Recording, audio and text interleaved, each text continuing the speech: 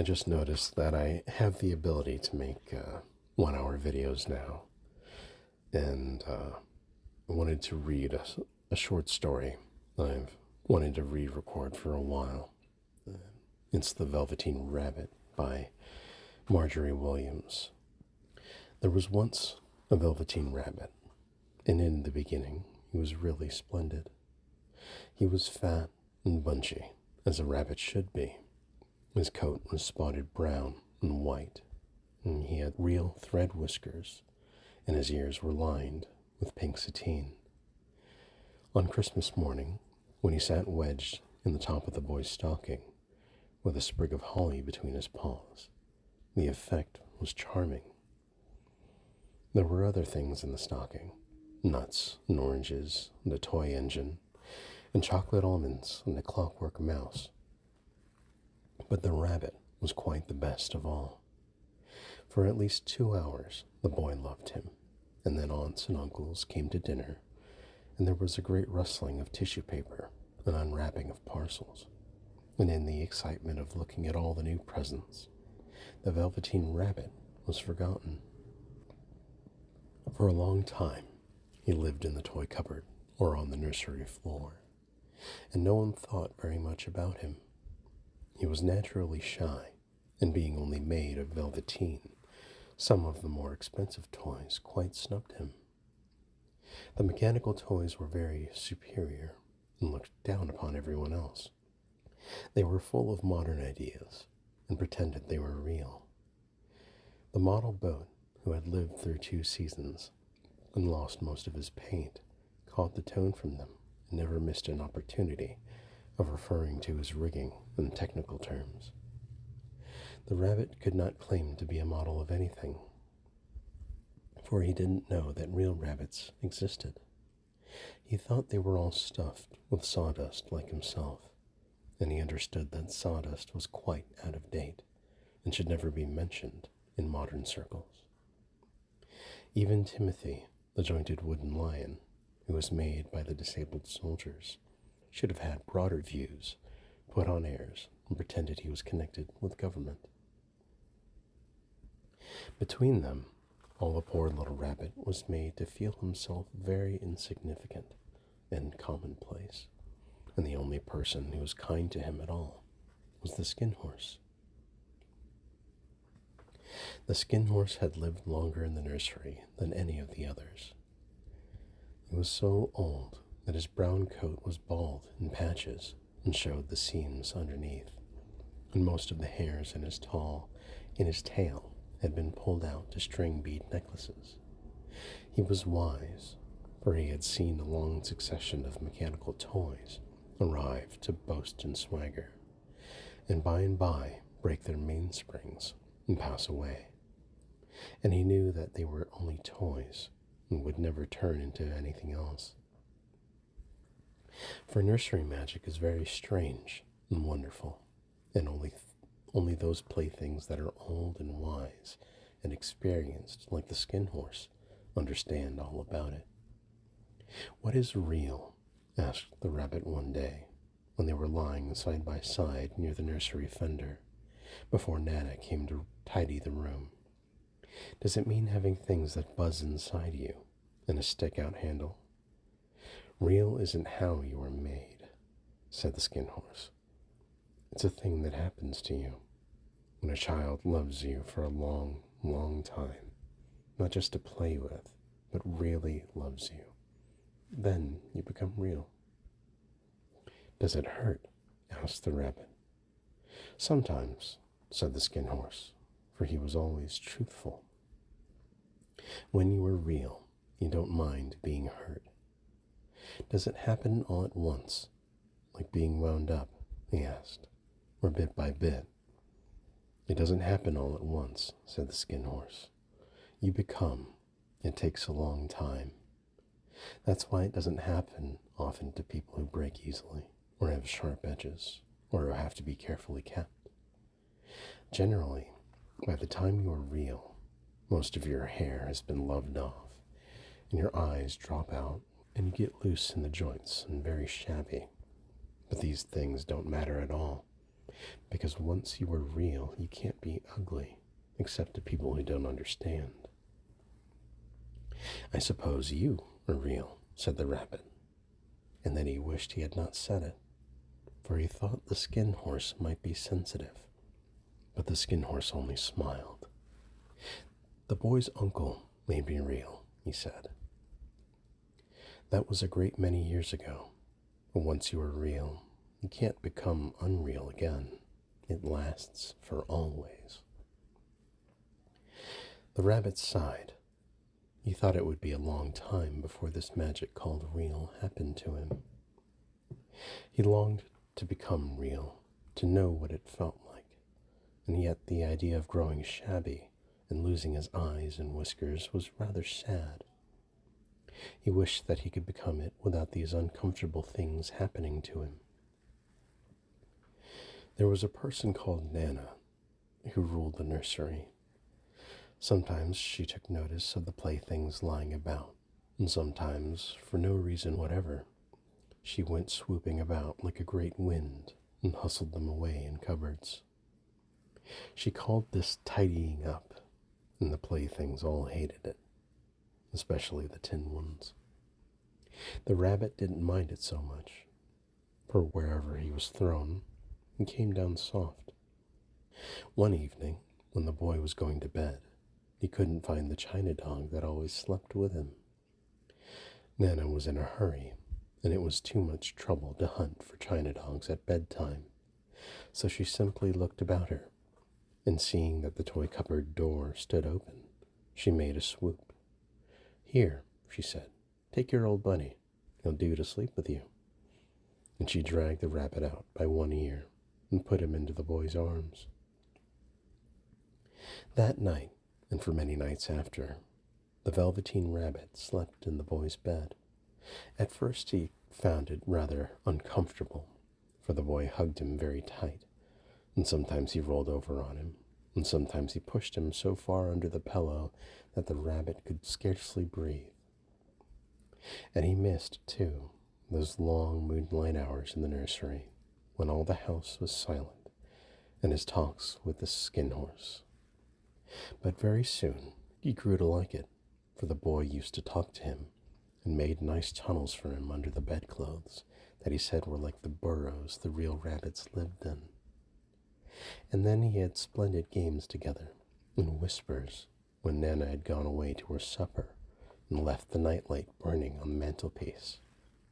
And when the boy dropped off to sleep, the rabbit would snuggle down close under his little warm chin and dream, with the boy's hands clasped close around him all night long.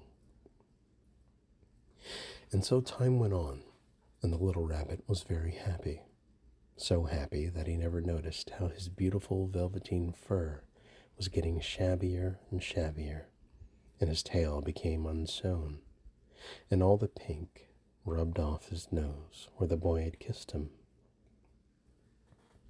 Spring came, and they had long days in the garden, for wherever the boy went, the rabbit went too. He had rides in the wheelbarrow, and picnics on the grass, and lovely fairy huts built for him under the raspberry canes behind the flower border. And once, when the boy was called away suddenly to go out to tea, the rabbit was left out on the lawn until long after dusk, and Nana had to come and look out for him with the candle because the boy couldn't go to sleep unless he was there. He was wet through with the dew and quite earthy from diving into the burrows the boy had made for him in the flower bed, and Nana grumbled as she rubbed him off with a corner of her apron. You must have your old bunny, she said. Fancy all that fuss for a toy. The boy sat up in bed and stretched out his hands. Give me my bunny, he said. You mustn't say that. He isn't a toy. He's real. When the little rabbit heard that he was happy, for he knew that what the skin horse had said was true at last, the nursery magic had happened to him, and he was a toy no longer. He was real. The boy himself had said it. That night, he he was almost too happy to sleep, and so much love stirred in his little sawdust heart that it almost burst, and into his boot-button eyes that had long ago lost their polish there came a look of wisdom and beauty, so that even Nana noticed it next morning when she picked him up and said, "I declare if that old bunny hasn't got quite a knowing expression." That was a wonderful summer. Near the house where they lived there was a wood, and in the long June evenings the boy liked to go there after tea to play. He took the Velveteen Rabbit with him, and before he wandered off to pick flowers or play at brigands among the trees, he always made the rabbit a little nest somewhere among the bracken, where he would be quite cozy, for he was a kind-hearted little boy, and he liked Bunny to be comfortable. One evening, while the rabbit was lying there alone, watching the ants that ran to and fro from between his velvet paws in the grass, he saw two strange beings creep out of the tall bracken near him. They were rabbits like himself, but quite furry and brand new. They must have been very well made, for their seams didn't show at all, and they changed shape in a queer way when they moved. One minute they were long and thin, and the next minute fat and bunchy, instead of always staying the same like he did. Their feet patted softly on the ground, and they crept quite close to him, twitching their noses, while the rabbit stared hard to see which side the clockwork stuck out, for he knew that people who jumped generally have something to wind them up. But he couldn't see it. They were evidently a new kind of rabbit altogether. They stared at him, and the little rabbit stared back, and all the time their noses twitched. "Why don't you get up and play with us?" one of them asked. "I don't feel like it," said the rabbit, for he didn't want to explain that he had no clockwork. "Oh," said the furry rabbit, "it's as easy as anything," and he gave a big hop sideways and stood on his hind legs. "I don't believe you can," he said. "I can," said the little rabbit. "I can jump higher than anything." He meant when the boy threw him, but of course he didn't want to say so. "Can you hop on your hind legs?" asked the furry rabbit. That was a dreadful question, for the Velveteen Rabbit had no legs at all. The back of him was made all in one piece, like a pincushion. He sat still in the bracken and hoped that the other rabbits wouldn't notice. "I don't want to," he said again, but the wild rabbits have very sharp eyes, and this one stretched out his neck and looked. "He hasn't got any hind legs," he called out. "Fancy a rabbit without any hind legs," and he began to laugh. "I have," cried the little rabbit. "I have got hind legs. I am sitting on them." "Then stretch them out and show me, like this," said the wild rabbit. And he began to whirl around and dance till the little rabbit got quite dizzy. "I don't like dancing," he said. "I'd rather sit still." But all the while he was longing to dance, for a funny new tickly feeling ran through him, and he felt he would give anything in the world to be able to jump about like these rabbits did. The strange rabbit stopped dancing and came quite close. He came so close this time that his long whiskers brushed the Velveteen Rabbit's ear, and then he wrinkled his nose suddenly and flattened his ears and jumped backwards. "He doesn't smell right," he exclaimed. "He isn't a rabbit at all. He isn't real." "I am real," said the little rabbit. "I am real. The boy said so," and he nearly began to cry. Just then there was a sound of footsteps, and the boy ran past near them, and with a stamp of feet and a flash of white tails, the two strange rabbits disappeared. "Come back and play with me," called the little rabbit. "Oh, do come back. I know I am real." But there was no answer. Only the little ants ran to and fro, and the bracken swayed gently where the two strangers had passed. The Velveteen Rabbit was all alone. Oh dear, he thought. Why did they run away like that? Why couldn't they stop and talk to me? For a long time, he lay very still, watching the bracken and hoping they would come back. But they never returned, and presently the sun sank lower and the little white moths fluttered out. And the boy came and carried him home.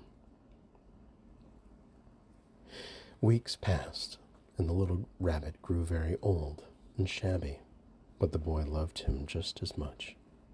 He loved him so hard that he loved all his whiskers off, and the pink lining to his ears turned gray, and his brown spots faded. He even began to lose his shape, and scarcely looked like a rabbit any more, except to the boy, to whom he was always beautiful, and that was all that the little rabbit cared about. He didn't mind how he looked to other people, because the nursery magic had made him real, and when you are real, shabbiness doesn't matter. And then one day, the boy was ill. His face grew very flushed, and he talked in his sleep, and his little body was so hot that it burned the rabbit when he held him close. Strange people came and went in the nursery, and the light burned all night. Through it all, the little Velveteen Rabbit lay there, hidden from sight under the bedclothes, and he never stirred, for he was afraid that if they found him, someone might take him away, and he knew that the boy needed him. It was a long, weary time, for the boy was too ill to play, and the little rabbit found it rather dull, with nothing to do all day long. But he snuggled down patiently, and looked forward to the time when the boy should be well again, and they would go out in the garden amongst the flowers and the butterflies, and play splendid games in the raspberry thicket like they used to. All sorts of delightful things he planned, and while the boy lay half asleep, he crept up close to the pillow and whispered them in his ear. And presently the fever turned, and the boy got better. He was able to sit up in bed and look at picture books while the little rabbit cuddled close at his side. And one day they let him get up and dress.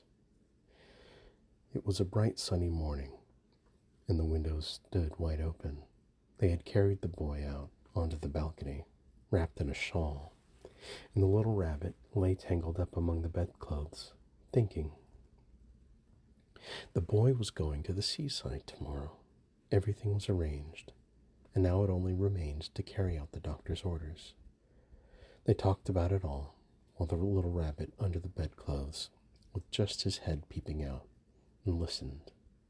The room was to be disinfected, and all the books and toys that the boy had played with in bed must be burnt. Hurrah, thought the little rabbit. Tomorrow we shall go to the seaside. For the boy had often talked of the seaside, and he wanted very much to see the big waves coming in, and the tiny crabs, and the sand castles. Just then Nana caught sight of him. How about this old bunny? She asked. That, said the doctor. Why, it's a mass of scarlet fever germs. Burn it at once. What? Nonsense. Get him a new one. You mustn't have that any more. And so the little rabbit was put into a sack with the old picture books and a lot of rubbish, and carried out to the end of the garden behind the fowl house. That was a fine place to make a bonfire, only the gardener was too busy just then to attend to it. He had the potatoes to dig and the green peas to gather, but next morning he promised to come quite early and burn the whole lot. That night the boy slept in a different bedroom, and he had a new bunny to sleep with him. It was a splendid bunny, all white plush with real glass eyes, but the boy was too excited to care very much about it, for tomorrow he was going to the seaside, and that in itself was such a wonderful thing that he could think of nothing else. And while the boy was asleep, dreaming of the seaside, The little rabbit lay among the old picture books in the corner behind the fowl house, and he felt very lonely. The sack had been left untied, and so by wriggling a bit he was able to get his head through the opening and look out. He was shivering a little, for he had always been used to sleeping in a proper bed, and by this time his coat had worn so thin and threadbare from hugging that it was no longer any protection to him. Nearby he could see the thicket of raspberry canes, growing tall and close like a tropical jungle, in whose shadow he had played with the boy on bygone mornings. He thought of those long sunlit hours in the garden, how happy they were, and a great sadness came over him. He seemed to see them all pass before him, each more beautiful than the other. The fairy huts in the flower bed, the quiet evenings in the wood when he lay in the bracken, and the little ants ran over his paws. The wonderful day when he first knew that he was real. He thought of the skin horse, so wise and gentle, and all that he had told him. Of what use was it to be loved and lose one's beauty and become real if it all ended like this? And a tear, a real tear, trickled down his little shabby velvet nose and fell to the ground. And then a strange thing happened. Where the tear had fallen, a flower grew out of the ground. A mysterious flower, not at all like any that grew in the garden. It had slender green leaves, the color of emeralds, and in the center of the leaves, a blossom like a golden cup. It was so beautiful that the little rabbit forgot to cry and just lay there watching it. And presently the blossom opened, and out of there stepped a fairy. She was quite the loveliest fairy in the whole world.